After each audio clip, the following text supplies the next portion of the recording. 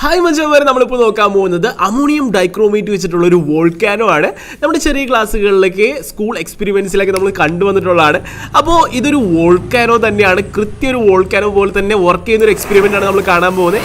അപ്പോൾ നമ്മളുടെ വോൾക്കാനോയ്ക്ക് നമ്മളൊരു ഇനിഷ്യൽ തീ കൊടുത്ത് വിട്ടു. ഇനി കാണാൻ മച്ചാന്മാരെ വോൾക്കാനോ എങ്ങനെയാണ് വർക്ക് ചെയ്യുന്നതെന്ന്.